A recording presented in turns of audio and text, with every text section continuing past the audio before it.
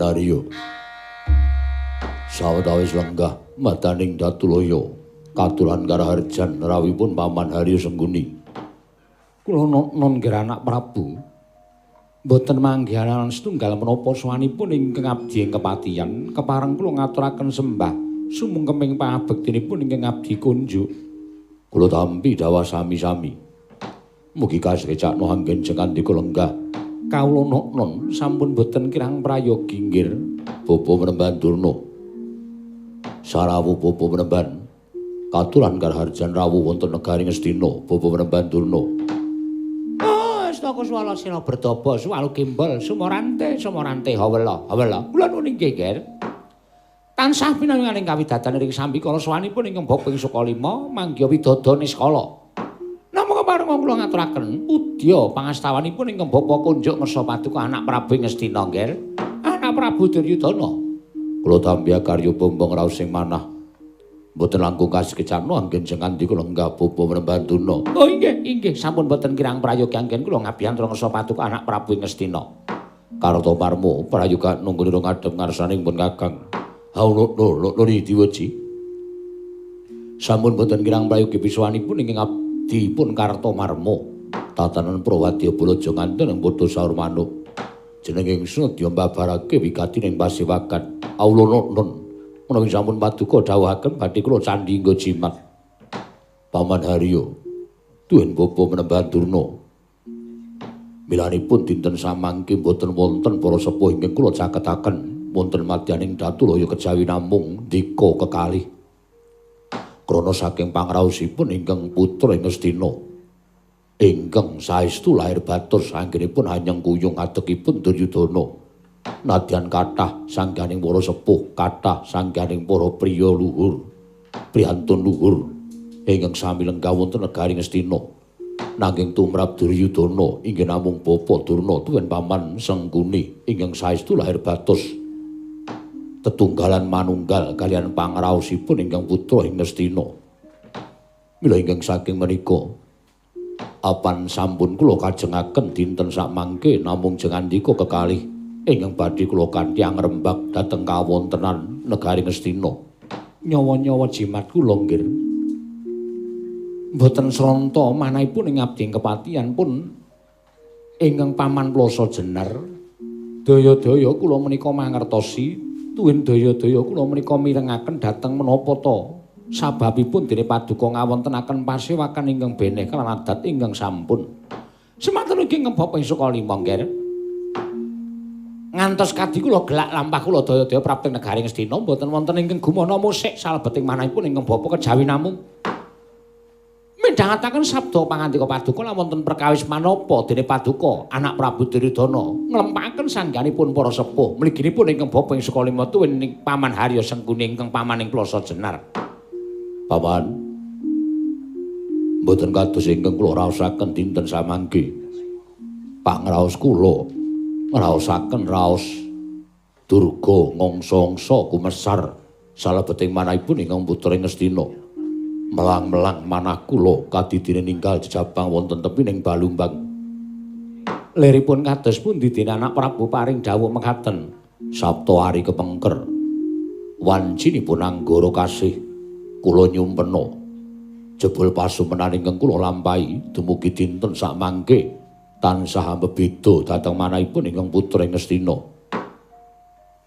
Pasumpenan menapa dene paduka ngantos nglempakaken para sepuh nggih.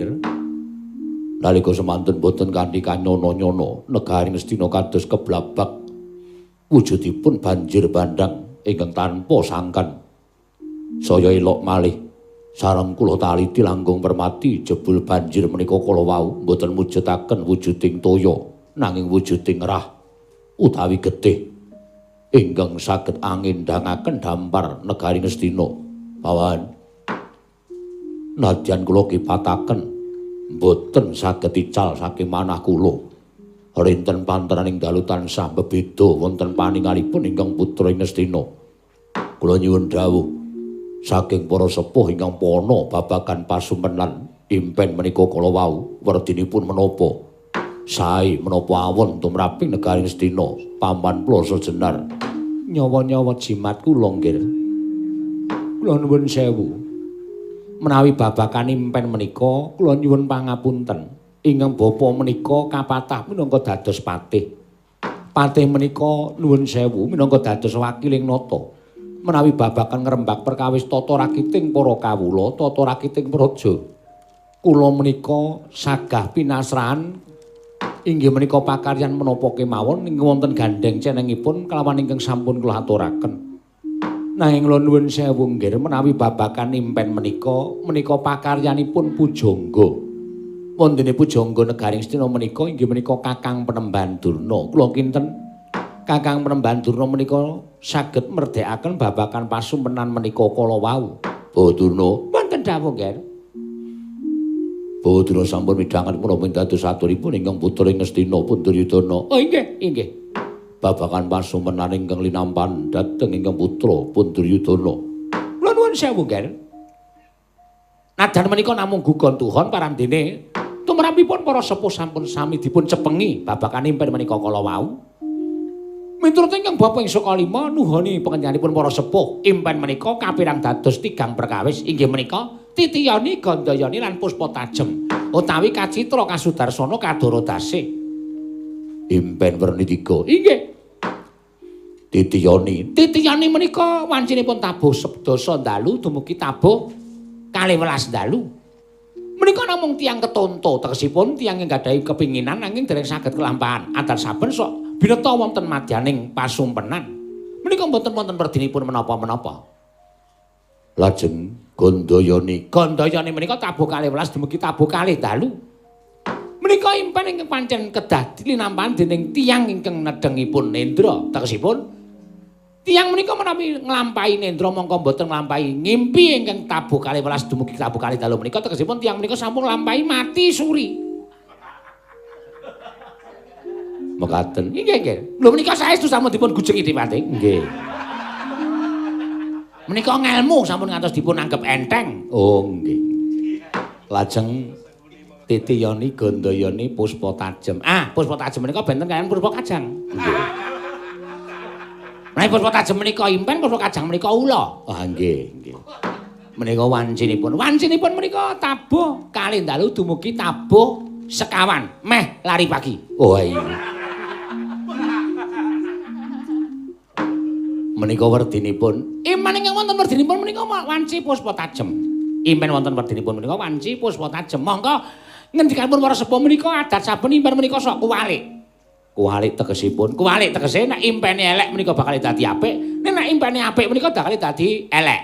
Contonipun, upami kula menika ngimpi plasa jenar menika kobong tegesipun kepancen plasa jenar menika badhe nampi rejeki ingkang tumpuk matimbun-timbun. Kosok wangsulipun menawi plasa jenar kepatihan menika nggadah kula impekaken nggadah damel ewet ageng-agengan.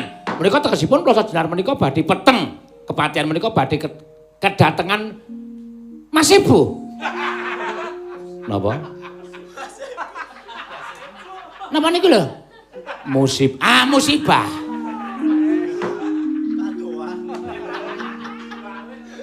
Mas Ibu. Niku tegese dadi wola-wali. Upaminipun kula ngimpekaken adipatih menika seda, menika tegesipun panjenengan badhe pikantuk rejeki ingkang kathah utawi badhe panjang yuswa. Oh. Nek panjenengan menika kula impekaken dadi manten. Upaminipun menika njenenganipun para sepuh menika badhe cepak bilahinipun utawi badhe nandhang kacilakan. Jebul impen menika wonten werdine dhewe-dhewe. Wonten Depate, wonten. Wong lara dimpekke lara menika ya bakal apik, bakal sehat. Bal kapiyan. Nggih. Niku nek wong nandhang lara dadi impen menika kuwalik. Kados menapa sampun paduka lampahi menika nggih. Banjir bandhang ngantos ngendhangaken dampar kencana. Mongko banjir ora wujud banyu ning wujud getih. Lho, menika sampun cetha. Nek banjir menika Mas Ibu, musibah. Menika tegesipun negaring Astina menika badhe pikantuk barokah saka panguwasaning Gusti Karya Jagat. Lho mekaten Bu Tuna. Inggih, temtu mekaten. Langkung-langkung rah menika wernipun abrit. Mongko werni menika ingkang sae piyambak abrit. Lho, ora ngono Kakang Tuna. Werna kabeh iki apik. Ora mung abang tok. Abang menika werni ingkang dipun wedeni dening sinten kemawon. Kok iso ngoten? Lho, sampeyan nek nunggak motor nek ana abang mesti mandeg, ya ta? Nek nerajang cekel polisi sampeyan. Niku rak stopan gantung. Traffic light stopan gantung. Patih kok kuno.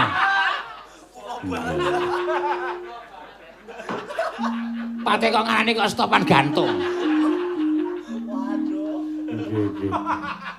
Ngoten nggih Kakang. Nggih, dados nuwun sewu nggih. Menawi paduka menika menggalih babagan impen menika kala wau sampun ngantos dipun penggalih ingkang lebet, sampun ngantos dipun penggalih ingkang lebet. Impen ingkang panjenengan lampahi menika badhe nuwuhaken kesaenan tumrap negari Ngastina. Badhe nuwuhaken kesaenan tumrap negari Ngastina. Nuwun sewu Kang. Monggo sing kula mirengke ngendikaning para sepuh menika nyebutaken nek impen kok banjir niku elek. Sing kandha sapa? Sing kandha sapa? Saniki dionceki werdine mawon. Niki ora sewengi lho, ora kok njur sak penake dhewe le guneman. Werdine pripun? Lho, mboten napa-napa, mboten napa-napa. Werdine mawon kula tak takon. Banjir niku asale saka sapa? Banjir niku asale saka sapa? Saka apa? Saka banyu. Saka banyu saniki kula tak takon. Apa wong urip nang alam padang? Tetukulan, menungsa, kewan menika ora butuhake banyu. Nggih butuhake. Nah, tegese banyu menika sangkan paraning penguripan. Oh, ngoten. Banyu menika sangkan paraning penguripan. Mula sapa wong urip ning alam padang, tetukulan, sato kewan kabeh butuhake banyu. Mula nek ana impen banjir menika tegesipun badhe subur makmur gemah ripah loh jinawi. Oh. Ning kok wujude getih. Banyu sing abang. Getih menika banyu sing abang. Wis loh jinawi tur gemah ripah bakal negari Ngastina menika negara sing diwedeni. Oh. Ora ana sing paramuka sing wani nyidake sikil ning tapel wates negara Ngastina. Ora ana paramuka sing wani ngramah negara Ngastina. Lho, menika nggih. Tumrap kula werdinipun ngaten menika. Dados panjenengan sampun ngantos kuwatos. Bab perkawis impen menika sampun ngantos dipun penggalih ingkang lebet. Sampun ngantos dipun penggalih ingkang lebet.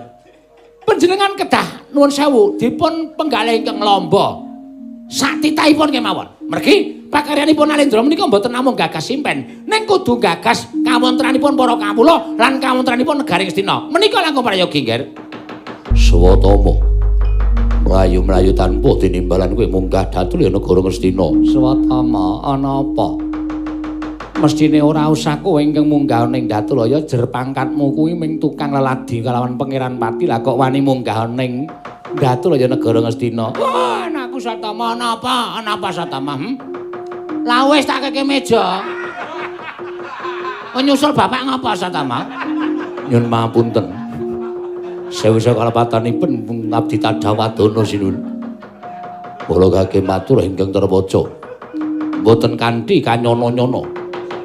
Nalika kula jagi tapel wates negari Ngastina dumadakan saking katebian katingal menawi boten klintu paningalipun ingkang abdipun Swatama ingkang manguwuh-uwuh nedya ambedah negari Ngastina. Inggih menika putra ing Jodipati, inggih menika pun Raden Antasena ingkang wantun nedya ngraman negari Ngastina, nedya anjungking kawibawan paduka Gusti kula ingkang sinuwun ing Ngastina. Kula semanggaken babagan perkawis menika kemareng ingkang ngabdi lumengser saking paseban paduka Gusti kula ingkang sinuwun.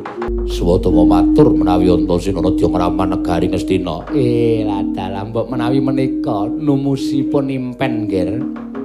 Kakang Durna piye impen sampeyan numus utawa impen sampeyan nekani jebul getih menika kala wau pralambange Si Antasena. Mboten. Menika namung godha, namung godha. Cara piye menika ing winastan pagoda menika ngaten menika. Rumangsaku kok pendhita kok omong kok sapenake dhewe. Bawadana paman sing menika kula semanggaken anggenipun nyepeng Antasena aja gawe klirip negara Ngastina. Inggih ngestaken. Oh inggih. Dek malam jemah kliwon wingi aku kok ngimpi. Mongko impenku kaya entuk wisiking dewa Antasena. Kowe kudu nglakoni tapa ngrame jumbuh kelawan apa sing wis tak lakoni saiki lan tak sandang saiki. Jejering titah ingkang dugal kewarisan ingkang beda karo titah-titah liyane. Aku entuk kewajiban supaya benerke wong sing kleru, jejeki wong sing bengkong. Sarta gawe tentrem jagat saisine. Mongko bareng aku tangi gregah. Ora ana ing kegumana musik ana ing paningalku jaba amung negara Ngastina. Negara Ngastina ingkang biyen diasta dening Kanjeng Hyang Prabu Pandhu Dewayana dadi negara sing becik, dadi negara sing apik barang saiki diasta dening Siwa Duryudana ingkang nayakane pambeking Angkara budine Candala klebu nalendrane. Mestina dadi praja ingkang ora becik, mestina dadi praja sing ora apik. Mestina dadi praja sing kondhang dadi tuk sumbering Angkara murka, mula tak niati nggonku tapa ngrame kudu benerke wong sing kang kleru. Wis tak rewangi aku bengok-bengok nantang karo wong Ngastina iki mesti kepireng karo Nalindra Ngastina lan Nayaka Ngastina tak entenane kene. Yen pancen ora iso didandani, ora iso dikandhani, ora iso dibenerke, aja kelakon dosa. Aku dhewe sing arep bedah negara Ngastina. Arsena Simbah Pate, iya. Aku tak takon karo kowe jane karepmu apa kowe kok bengok-bengok nantang karo wong Ngastina. Blaka Suta, Mbah, ora tak kalang-kalang rembuku. Aku entuk dawing dewa, aku entuk dawing Jawata kinen benerke barang sing luput, njejeke barang sing bengkong, sarta aku ngelingke wong kang watak Angkara budi Candala. Mula kang sanga kuwi sing tak tuju dudu praja ngendi-endi mung praja Ngastina ingkang pancen dadi kedung-kedunge wong Angkara, kedung-kedunge wong sing tumindak elek. Mula tekaku ning papan kene aku niat benerke karo pakarti ning wong tuaku Parasata Kurawa nek gelem. Ewadene ora gelem tak benerke. Nuwun sewu nek aku nganggo cara sing kasar. Lah dalah pancen bener omongane Satama. Yen Antasena bakal ngramah negara ing Ngastina nggih raja nganti katalumpet. Rangketen bocah sing soroh nyawa iki Antasena gelem balik pecah siramu kene. Pak Deswatama nek arep melu-melu perkara iki. Oh. Wah, mati.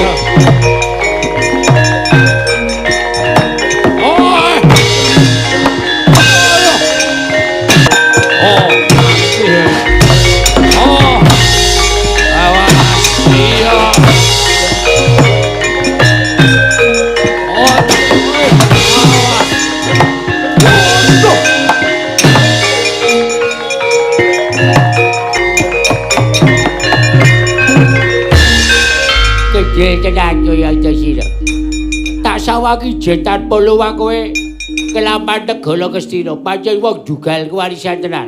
Padhe Durmagati nek kena tak kandhani sarta kowe luput saka nggonku ngajar karo Pakde Kurawa, kowe saiki rasa melu-melu.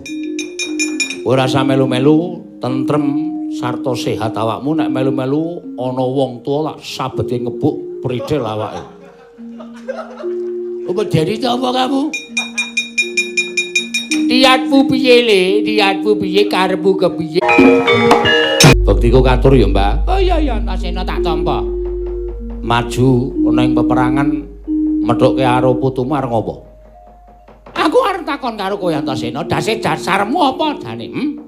Lah kok dadi kowe arep bedah negara Ngastina? Niatku ora arep bedah negara Ngastina. Aku ora milik negara. Aku ora milik kamukten, aku ora duwe ora milik pangkat derajat. Ning pancen aku diutus dening para Jawata lumantar swara sing dumeling ana ing Karna. Antasena gandeng dadi wong sing ndugal kewarisan. Mula aku didhawuhi supaya nentremke jagat raya. Aku didhawuhi supaya tapa ngrame. Tapa ngrame kuwi benerke barang sing luput, njejeke barang sing bengkong. Sarta kudu ngelingke wong sing wis tumindak luput. Mula aku terus kaya dene duwe kewajiban gawe tentreming jagat raya. Mongko tak sawang wong Ngastina kuwi pakartine elek kabeh. Coba aku tak takon saiki, endi wong Ngastina ana sing apik? Aku tak takon sapa? Sebutno. Oh, ana wae. Sapa? Ora ana. Ana kok ora ana iki piye? Kuwi sing dadi karepku. Mula nek simbah manut karo aku, kene nyawiji karo aku, tetunggalan karo aku, slamet. Tegese piye kok slamet? Ora bakal tak pulasara. Nek yen aku ora gelem nyawiji karo kowe, manuta kowe tak pulasara. Dadi pendhita sing apik, dadi pendhita sing becik, nyawiji karo aku, dadi pendhita sing bener-bener suci lahir batine. Jumbuh karo serban lan ketemu. Ngisine-sine lho Mbah sampeyan ki pendhita kondang serban ketemu putih. Ning atimu ora jumbuh karo latimu. Atimu ora jumbuh karo pakartimu. Tetel kabrahmananmu, putihmu mung surban karo kethu, ning atimu lecek gedhoane ora bakal dipercaya karo wong. Apa olehmu arep dadi pendhita kuwi ngawula karo bondo donya, iya. Apa lemu arep dadi pendhita kuwi ngawula karo derajat pangkat. Simbah kudu eling. Simbah kudu eling. Yen to derajat pangkat kuwi mung sandanganing kadonyan kuwi sandanganing lair. Ning kabrahmananmu kuwi sok bakal ditakokake nalika kowe sowan marang panguwasaning Hyang Mahanasa, ya Sang Hyang Suci. Endi suci ning lair batinmu? Endi suci ning serban lan ketumu? Nek ora suci, ora katon sarta ora iso mbuktekke. Wis, cekelane cekelono omongane Antasena iki. Arep kowe dadi wong suci, arep kowe dadi pendhita, arep kowe dadi resi, arep kowe serbanmu putih, ketumu putih, ning pakartimu sak ngisoring dalamaan, kowe bakal dadi intiping neraka jahanam, malah luwih rekoso mbane Antasena. Gusti iki maha tresna. Nah. Iya. Maha pangapura. Dadi nek kowe rumangsa dosa ning alam padang iki, sauren nggonmu tumindak dosa. Tegese kowe utang kowe kudu nyaur. Nek cara aku apa sing wis tok lakoni iki aja mbok lakoni meneh ning saiki dandani karo lelakonmu. No. Kowe tau tate natoni wong mau paranana. Kowe njaluk ngapura rumangsanana luput. Kowe tau tate nabok wong nyuwuna pangapura. Kowe tau tate tumindak sing ala. Saiki buangen bali tumindak sing becik, bali tumindak sing apik. Iya, Antasena, aku dadi eling Antasena. Aku seneng, Mbah. Nek kowe iso eling Purwadasena. Sing jeneng pendhita ki ora mung nentremke jagat, ning gawe ayeming wong sak jagat, gawe tentreming wong sak jagat. Aja malah kowe urup, aja malah kowe ngincipi carang papak ngurupi kono ngurupi kene supaya tumindak sing ora apik. Kanthi dasar agama kuwi ora apik. Iya. Sengkune kae wong ala, sengkune kae wong elek. Kae sing nglincipi carang papak ngicuk-icuk tumindak ala Pak Dipadiku para Sata Kurawa. Nah, klebu sampean. Sampean kira rumangsa apa? Biyen sampean iki dadi pendhita apik, ning bareng srawung Sengkuni dadi pendhita elek. Ha carane nek supaya dadi pendhita sing apik meneh ya sing gawe elek mau kudu diajar. Wah, mati Sengkuni derek aku. Ayo.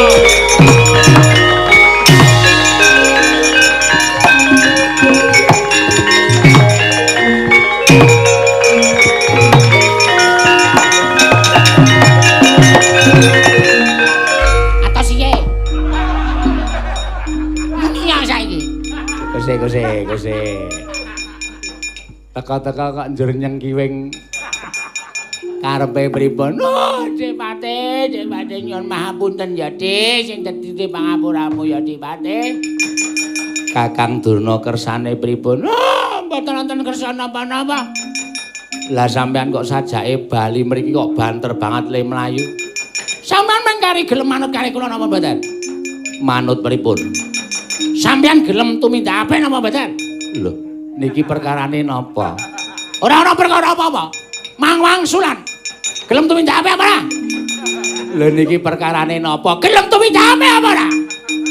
Niki sepatu kula rega 7,5. Ning pakune entek 15.000. Niki nek nggo gajul wong iso tatu arang keranjang. Sampeyan kersane pripun? Ora gelem tumindak apik, Durna saya nyampurnake karo kowe. Mbah, apa ngen? Jul kese. Aduh. Kakang Durna kok kowe kok mentol. Ora mentol ngapa? Sampeyan kok kaya ngono. Wis ora sandadak mengono, ayo mengono. Antasena piye, Mbah? Aku diajar karo Kakang Durna, pancen aku sing njaluk. Lho. Kakang Durna kok melu Antasena. Melu nek pengen munggah swarga. Apa sing duwe swarga iki Antasena? Ning Antasena dadi jalaran. Mergo aku wis sasuwene iki aku wis kleru dadi pendhita sing tasang raja iki tumindak sing elek, tumindak sing ora prayoga. Mula wis ora ana gunane serban ketuku putih yen tumindakku tansah ngobah-obah katentreman. Tumindakku tansah gawe kapitunane liyan ya ora ana gunane aku lagi nganggo sandangan kaya ngene iki, nganggo sarung kaya ngene iki. Mula aku eling, Dik Pate. Aku eling aku mbiyen teko ning Tanah Jawa kuwi dadi pendhita sing awit, dadi pendhita sing becik. Ning mergo srawung karo sampeyan. Kula mang jlomprong-jlomprongke, kula mang jorok-joroke supaya tumindak sing elek. Kanthi pawadan kula wis entuk derajat pangkat saka anak Prabu Duryudana. Oh, kabramanane Bekantana ora dituku karo derajat lan pangkat. Welah. Bener, Mbah. 100. Iya. Mbah, wonten dawuh. Ora usah basa ngaku putumu kok. Iya piye, Nggir? Aku iso malik paningali Begawan Durna saka pendhita sing sasar susur tumindake dadi pendhita sing apik. Lah saiki aku tak taren karo kowe gelem dadi patih sing apik apa ora? Dipun menafak-menafakna, ora usah basa dikapak-kapakna.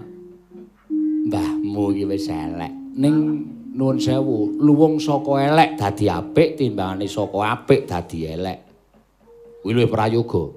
Akeh nom-noman sing biyen jaman nom-nomane tumindake maling begal ngecu ning bareng tuane dadi panata agama tegese dadi tukang siar agama kuwi pirang-pirang. Ana sing biyen jaman nom-nomane tengane ngerampok, senengane gawe kapitunan liyan ning bareng tuwa dadi wong alim, dadi wong suci, dadi wong sing benerke wong tumindak Allah. Kuwi pirang-pirang. Mumpung sampeyan kuwi wis tuwa, sampeyan kuwi carane srengenge wis gumlewang mangulon. Nek sesuk sampeyan iku tekaning pati kepengin arum asmane, ayo bareng-bareng didandani uripe aku sing bakal ndunung-dunungke. Muni ya? Iya. Oh, eling dadi patih. Kowe karo aku ki wis tuwa. Yen diarani srengenge ki wis gumlewang mangulon jela meneh angslup bumi tegese wis bakal tekaning pati. Sok kapan meneh kowe karo aku golek dalan padang. Sok kapan meneh karo aku golek kabecikan supaya iso dienggo sangu nggone bakal ngadhep marang panguwasaning dat campur wengdat. Yen tumindak awake dhewe kuwi apik, iso nyaur utange awake dhewe nalika nom-noman biyen tumindak Allah iso disaur. Sarana tumindak becik, oh tak kira saya suda dosane awake dhewe. Mengko nggone nampa paukuman saka sing gawe urip ya mung sedhela. Terus nikmat pepangat munggah ning kasuwargan jati. Ning yen tansah tumindak Allah, mongko ora ana elinge. Oh, Dik Patih. Apa ya kelakon sasuwene kowe swanasane Gusti sesuk dadi intiping neraka jahanam. Bayangna. Dislamet rokok larane ora jamak-jamak. Kala mangsane keslamet rokok kane ora sengaja dadi jotosan. Sesuk kowe dislamet ning kono kuwi nganti kaya ngapa? Wujude geni sing jarene 1000 panas sing geni ngarcapada. Tak pikir to Tipate, senenge jagat ki ora sepiro. Ngibarate kaya wong-wong ngampir ngombe. Urip ning jagat ki ibarate kaya dene ngimpi ming sedhela. Sesuk kala mangsane bakal sowan marang panguwasane Gusti, mumpung isih ana wektu, mumpung isih madang rembulane, isih jembar kalangane lho Tipate. Nelongso ati.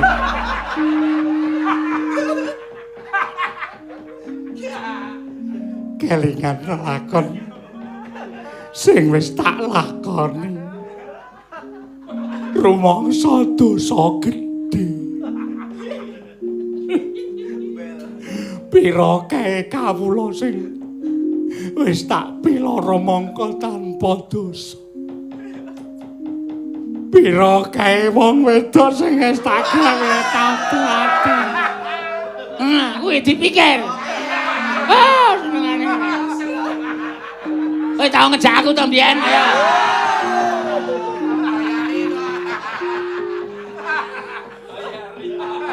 Sing wis ya wis, Mbah. Nah. Mbiyen iki pancen dadi lelakon, ning nek saiki sampeyan iso tumindak apik, tak kira Gusti ora bakal sare. Mesti nampa tumindakmu sing apik lan iso nyuda lawan dosa-dosane Mbah Patih Sengkuni. Aduh, Nger. Payah kula nyuwun pangapunten rasa basa. Mboten panjenengan sampun saged malik paningalipun. Kula ingkang badhe tansah basa kaliyan panjenengan. Aku ora njaluk lho, Mbah. Pawararya, Bawatuna, Antasena, Pakde Ngastina. Pawararya wonten dawuh. Lenggah wonten mriku. Nggih, prasaja kemawon. Menawi dipun tampi kula nyaosaken serat pengunduran diri. Lho. Layang pengunduran diri pripun? Wiwit dinten menika kajabela kula dados Patih Ngastina mboten menapa-menapa. Waton Kelilanana kula nderekaken inggih menika Guru Kura Sang Antasena menika. Bawan sampeyan sampun kados ngaten. Lajeng rencang kula sinten Paman Plata Jenar. Bawadurna. Wonten Jawa, Ger. Monggo latri kundur wonten negari Ngastina. Oh, kula ugi sami kaliyan anak Adipati Harya Sengkuning, Ger. Kula tetep badhe nuwun sewu ugi badhe mundur saking minggu dados pujangga negari Ngastina. Liripun kados pundi? Kula tetep badhe nuwun sewu madeg Brahmana merdika kemawon. Malah menawi perlu kula badhe nderekaken inggih menika sampun ngasaget malih dhateng batos kula sang guru kula inggih menipun putu kula Antasena, Ger. Kula nyuwun dipun leren-lereni anggenipun dados pujangga negari Ngastina, Ger. Antasena menungso anggaya kowe wani malih paningalih Bapa Paman Sengkuni lan Bapa Penemban Durna. Aku lan nrimake kahanan iki. Ora mbok balekke Paman Harya Sengkuni Bapa Penemban Durna. Ngajak piye ayo tak ladeni. Sik, Pakde. Nek Pakde nantang karo aku nuwun sewu, selagine Simbah Patih, Simbah Durna wae sing kasektene aku ora ngiyas karo Ratu Ngastina lho. Tak kira isih dhuwur Simbah Patih karo Simbah Durna wae kalah karo aku. Apa meneh ming sampeyan. Aku ora jeneng ngiyas karo kasektening Pakde Duryudana ning nuwun sewu nek sampeyan nantang karo aku mengko ana ratu kewirangan. Ana ratu kewirangan. Dasarmu apa kowe iso matur sing kaya mengkono? Merga saanu apa jenenge dasarku ming enteng wae. Entenge bab sing endi? Enteng tembunge ning pancen nek dilakoni bener nyatane.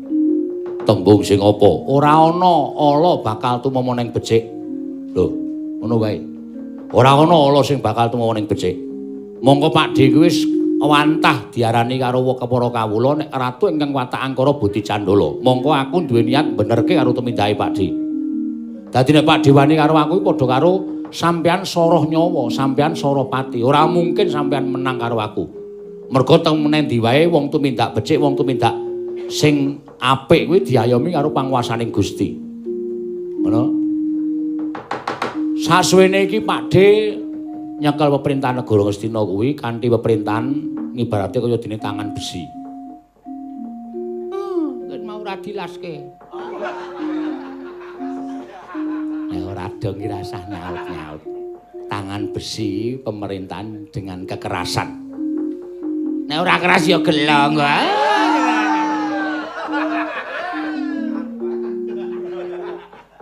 Tangan tegese sampeyan sewiyah-wiyah karo kawulane sapa sing ora manut karo Ratu Ngastina Prabu Duryudana dipidana. Hak bersuara rakyat tok bungkem. Hak berpendapat rakyat tok bungkem. Ngastina ya dene panguwasa tunggal ning astane Prabu Duryudana. Kuwi ora apik ngono. Ngoten. Monggo sampeyan tumindak semenang-menang. Nek sanak kadang mitra kawruh sedulur tok nomorke 1. Nek kawula liyan kebrayan kawulamu ana Karang Pradesan ora ing Parden nadyan katone bela tumrap negara malah tok paringi pidana. Nek sanak kadang mitra kawruh sentana tumindak elek tumindak ala nalisir saka pranataning negara tok apura. Lah kaya ngono kuwi apa apik. Nuwun sewu lho, Pakde. Sampeyan kuwi nalindra sesembaning para kawula. Tumindak ngayomi marang para kawulamu, tumindak dadiya pamangku para kawulamu. Sing jeneng Sang Prabu kuwi tegese batur utawa nglayani karo para kawula, ngono. Dadi lakonana tembung Sang Prabu mau kanthi kowe kuwi dadi baturing para kawula sarta kowe iki iso ngayomi marang para kawula. Nglayani karo rakyatmu kuwi tok layani kanthi becik lan apik, aja malah mbok sia-sia. Makmur lan urane negara kuwi eneng tanganing para kawulamu ora nalendrane. Apa sampeyan arep iso gawe makmur negaramu tanpa pambiyantuning para kawula? Ora iso. Sampeyan iki ijen, sampeyan menungso. Sampeyan kuwi dudu ponakane sing gawe urip. Ngono. Terus saiki nek sampeyan tumindak Angkara Budi Candala tansah ngendhak marang sak pepadaning urip, ngendhak marang para kawula. Apa rumangsa sampeyan kuwi sesuk ora bakal tekaning pati? Apa dadi ula brungsungi? Iya. Ora. Kabeh sing kumulip, sing rumangkang, sing kedurungan kulit daging, kenjingan nyawa ning donya iki mesti bakal ketemu karo sing jenenging pepati, mongko tekane kaya maling ora kanyono-nyono. Ayo. Pancen tekeki njaluk ditekak tenan kok. Ya sabar kok iya. Wah, mestina negara modern kok ana tekek.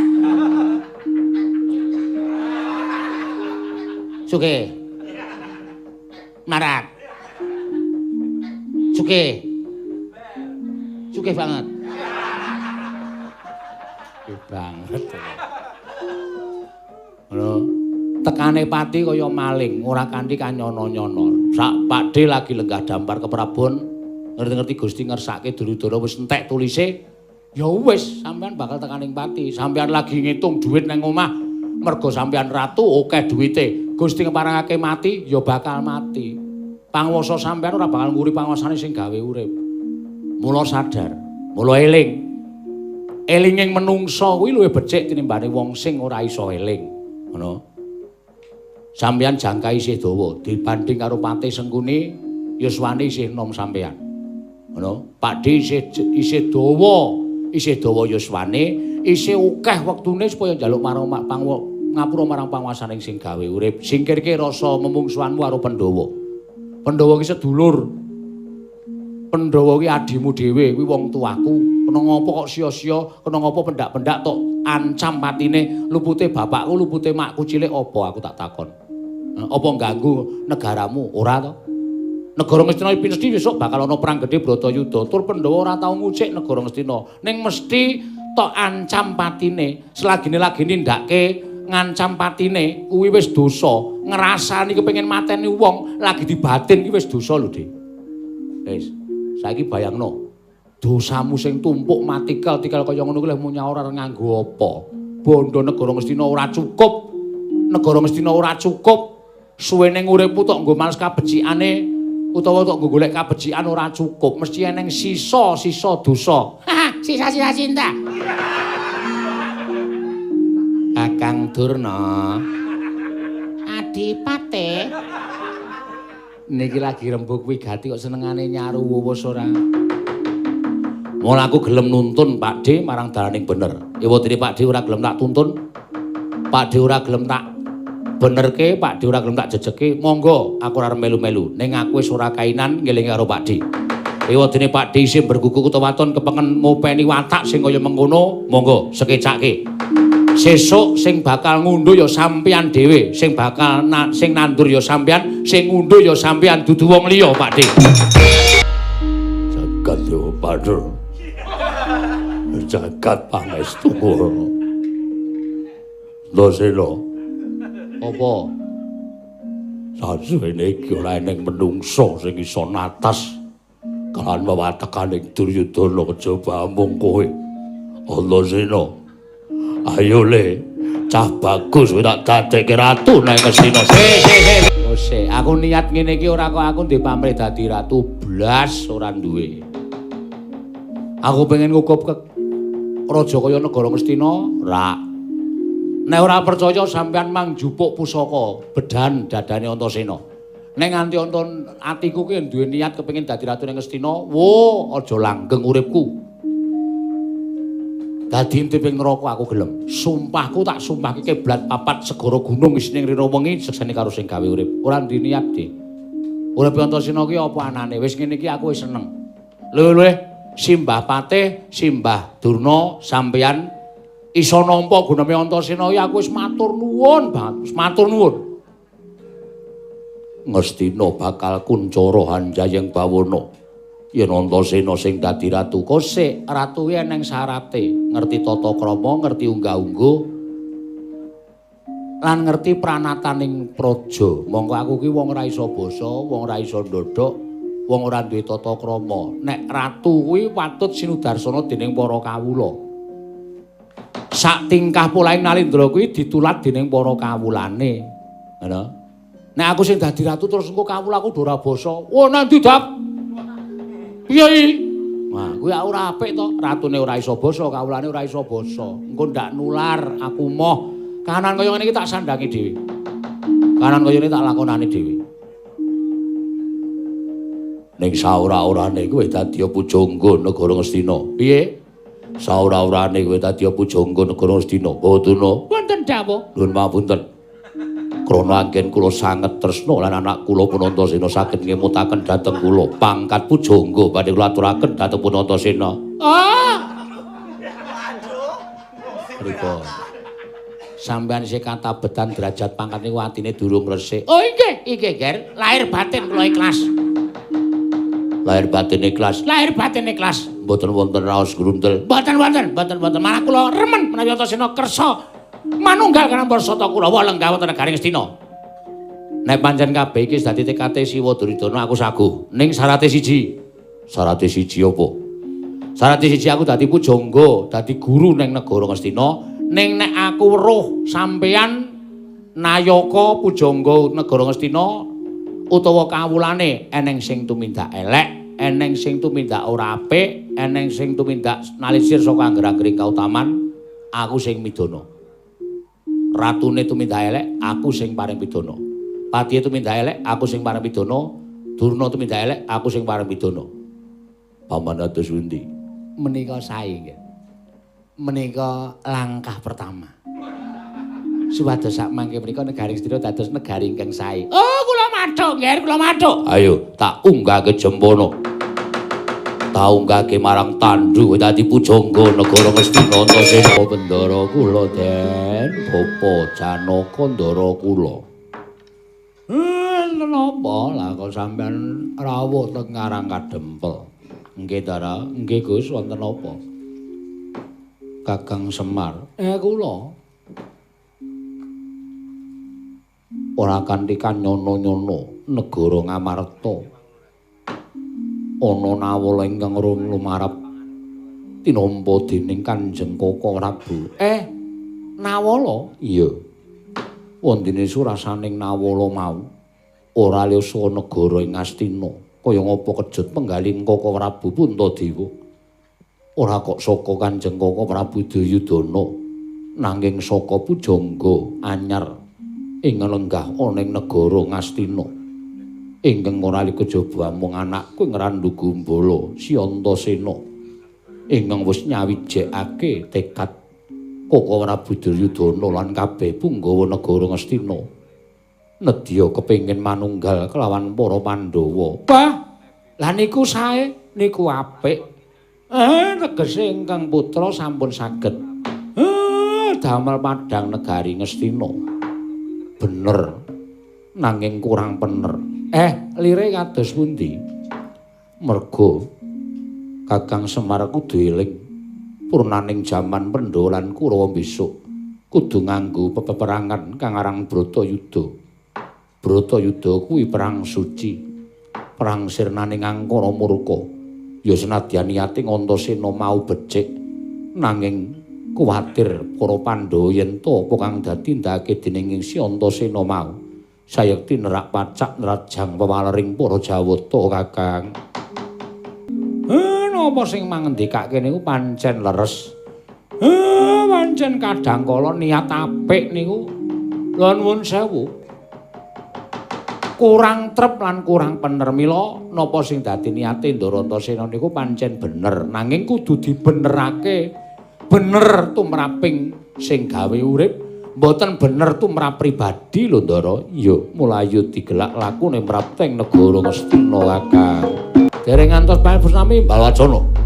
Kasaru sawaning Raden Janakarya kaget kang samya mulat. Yai Arjuna Bodha Arja sapraptamu. Tansah pinaningkaning kawidadan niring sambi kula sowan kula. Wigatine apa? Namung badhe munjatur sanipun Koko Prabu. Ngengi babakan anak kula Antasena ingkang madheg pujangga wonten negari Ngastina. Antasena, piye Pakde? Ora lidhuk ujare wong daplok.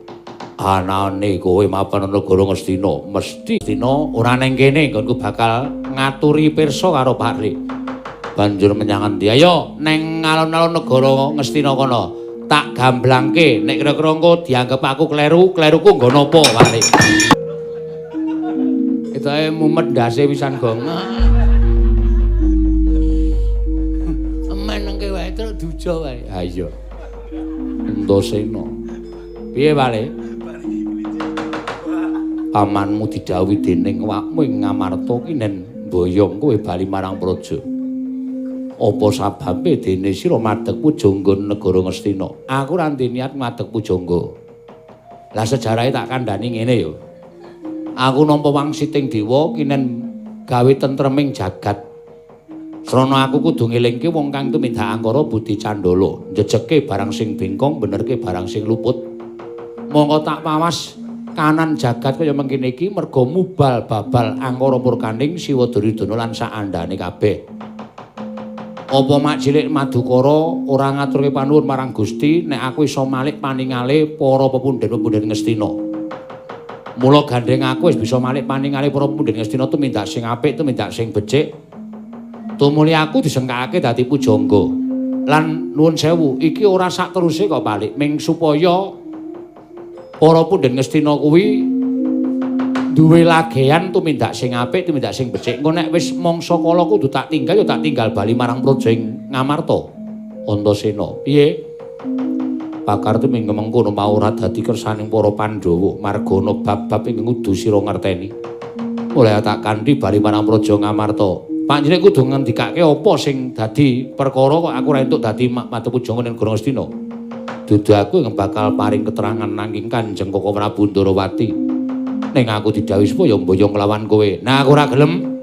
Apa sira kira-kira kowe wani karo pamanmu Janaka? Kosik. Nek sampeyan ngendika kaya ngono aku ora wani. Ning nek sampeyan jihad karo karepe Antasena tegese sampeyan padha karo wis menging aku tumindak sing apik. Ngono. Merga apa kleru aku benerke pangartining para Kurawa. Apa dianggep kleru? Kuwi ora kleru. Lah nek ora kleru kono ngopo? Mak cilik nglarang karo aku, menging karo aku. Iki dawuhing Koko Prabu Sri Bathara Krishna lan Koko Prabu Puntadewa. Den ampun ngayal to. Engko wangsul engko. Engko wangsul ampun ngayal. Ora sampe melu, kere-kere sombong ora sampe melu. Kowe sombong po? Heeh, aku sak sombong. Amane dunekke Ndara Antasena, kowe iki wis ora duwe sombong. Ora duwe iki apa anane ora. Aku mau nek dijak bali ning Negara Ngamarta belum rampung pakaryanku. Yen kowe ora gelem aku ingkang jihad. Yen mak cilik arep jihad karo aku, kudune iso ngasurake kasudibaning Antasena. Lho, kowe malah nantang karo aku. Sepiro kekuatanmu Antasena? Ayo, yen pancen pengen jajal karo kekuataning pamanmu Madukara Maracobanen. Aku ora bakal wegah mungsuh karo kowe. Nuwun sewu, mandya ucapku, mak cilik ora iso tindak lempoh nang kene.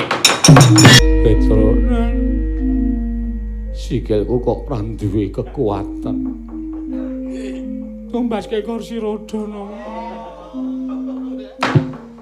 Bagene iso nuthuk. Sikil sing ora duwe kekuatan. Apa medun? Iya, Bagong. Sing niku pripun sing niku?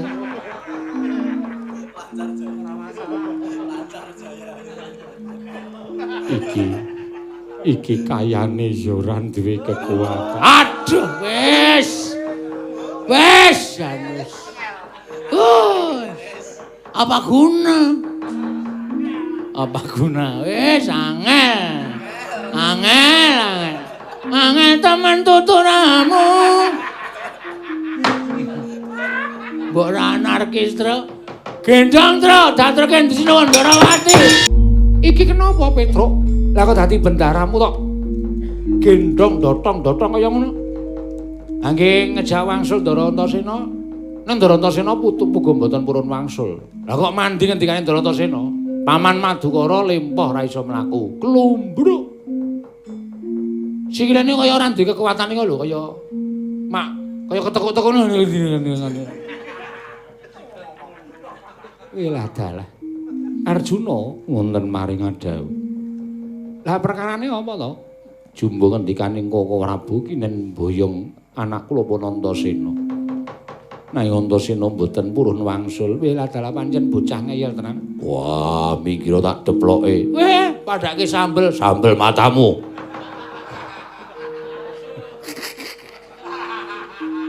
Aku seneng nek yaene iki beda Ndara Werkudara iki.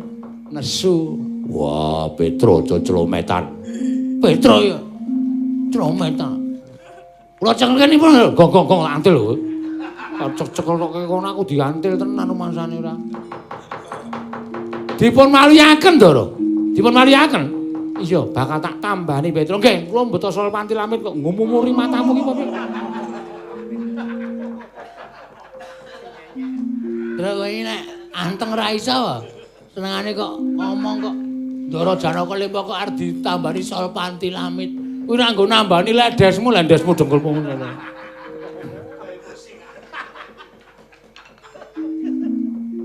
Iki rumangsaku kok bengi iki kok Werkudara neson, Petruk neson, Bagong neson.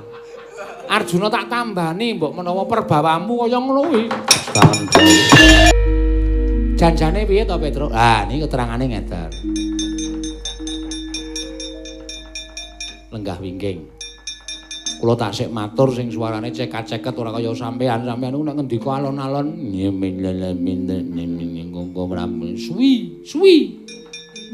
Paham? Iya. Nek kula sing matur cekat-ceket. Oh, perlune deres rampung. Ya? Iya. Waduh. Kita wis ora entuk sambutan truk langsung wae. Tetep berusaha, aku cara tahu putus asa kok. Matur sampun Ndara Kresna sawanten yen masa. Nggih. Niwau Ndara Janaka sumrawuh teng negaring Astina. Ndikaken apa wigatine? Wen baya wangsul Ndara Antasena ing wigatine Ndara Antasena menika ngantos sampun kondur wonten negari Ngamarta. Jumbo. Dan dipun Sun Prabu Ndarawati. Iya, Pak. Ngantos dados paduda nantisipun Ndara Antasena kan Ndara Janaka. Wah, ranu adu kepinteran. Dasare Ndara Janaka niku dokter, Ndara Antasena profesor. Niki kompresor. Tapi lumayan to, Gong. terus semangat. Ana nang menika. Ndara Janaka padane Ndara Antasena padu padu munggah tensine iso munggah. Ndara Antasena pukul ra gelem kok Ndara Antasena. Ndara Janaka tetep ora kepengen jumbo yang ngendhalipun Ndara Kresna Antasena dubahe negara Ngamarta awit ing sampun dipun ngendhakaken wonten Ndara Janaka Ndara Antasena mboten kenging napa sing dadi ngapuaji iki ingkang susah ya kenging ya sampeyan ya ini nggih wadene Ndara Antasena puguh wonten langsung Ngamarta. Aku dadi ujang ora suka karepku dhewe, Aku diutus karo Prabu Duryudana lan Pandhawa Patih Harya Susuki. Ya. Lah. Nami sing ayam niku enak dhewe wonten pojokan pojo beteng niku menambah. Dasare wae empuk. Tur nek tengkleng. Paling mudhun daerah minggir Sleman. Niku tetanggane Neti Sulandari. Ika. Sami wae ngene engkang wis badan aku bener. Aku wis mbedhek. Petruk iki anggere matur matane mendelik-mendelik iki janjane mung ngarep turu. Seru le omong ning ora pas, ora karepe. Nggih, mboten. Mriki nika. Lah nek mboten pas kula peksa. Werkudara. Iye. Totoken gundule iki. Wah, ora tekan.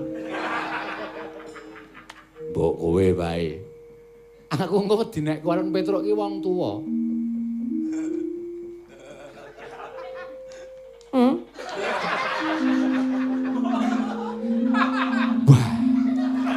Sing jeneng sate niku.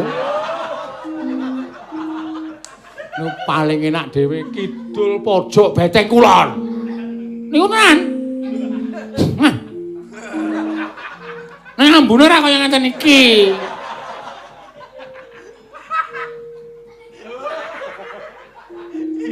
Sama niku ratu ning ra sopan. Ratu kok ngentut. ngentut gundulmu atos kuwi. Kudu aku. Ah sapa? Ayo. Ayo to sing dhuwure. Duh. Sampeyan. Kudu. Ah sapa? Sing teko kene mau sapa ya? Lah kok lali lho. Lali wong kula ler-leran kok. Wis ge matur. Lah, Ndara Antasena waktu niku piye? Ndara Antasena tetep mau diak bali. Ngono, pripun? Ngegrep nalipun. Ora. Tetep ora gelem yakin. Asli. Wong kula mau niku bola kena gawe Pak Duko. Ora wedi. Ha niku ngene iki. Ngantos sepriki dereng ditandatangani blas. Bab bantuan BLT barang niku ora gagas sama.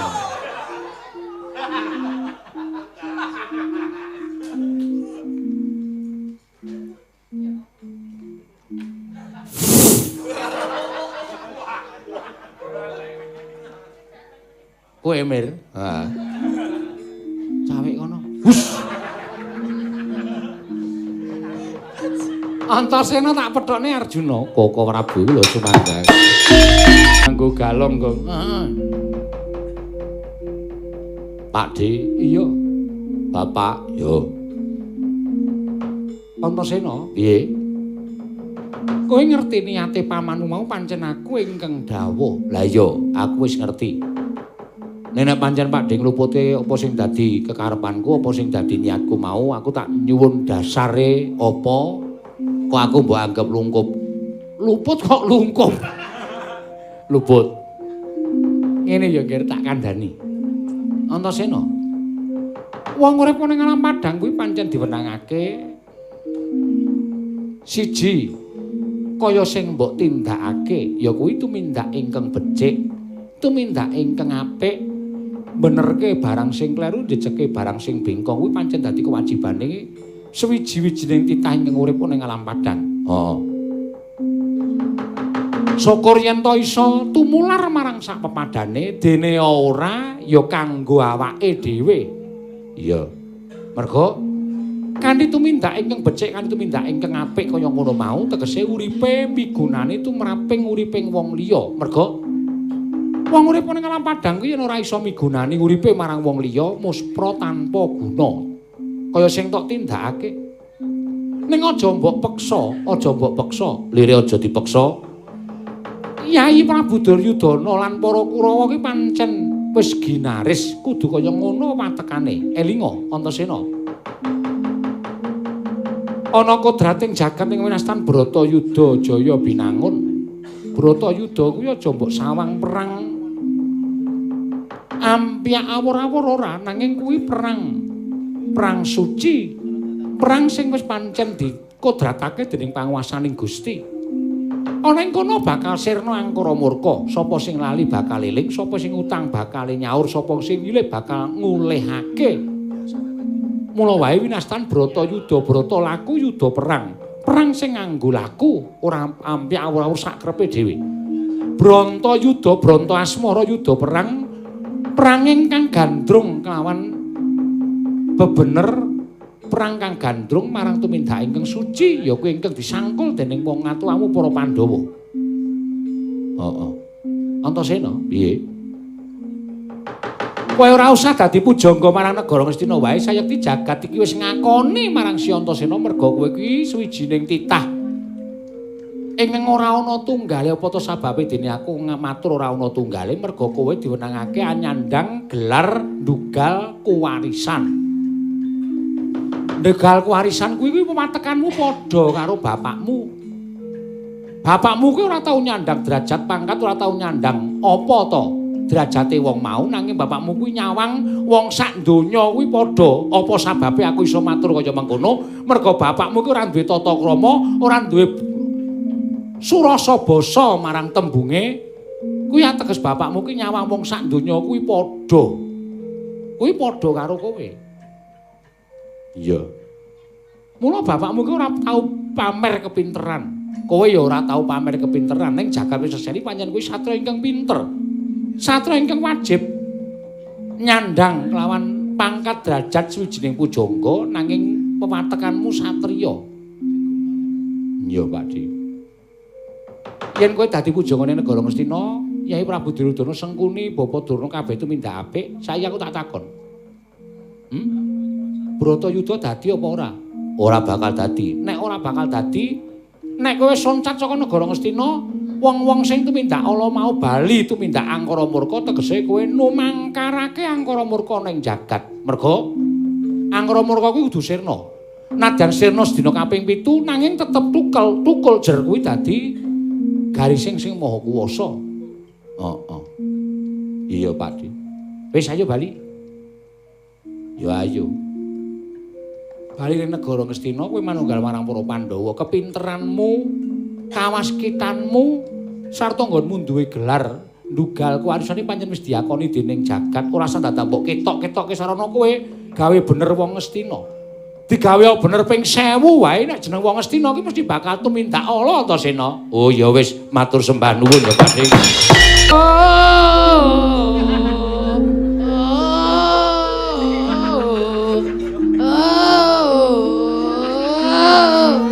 Iki ngopo ya, Gong? Kok kaya talu?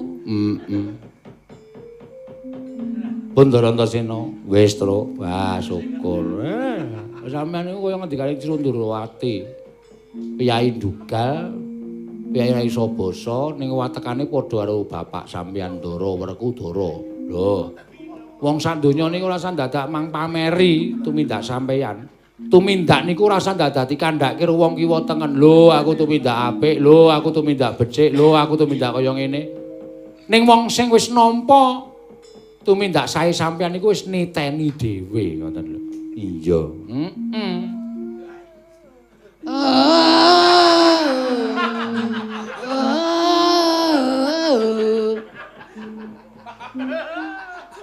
Waduh. Syukur. Wis ditutup ya, Truk. Nggih, matur sembah nuwun.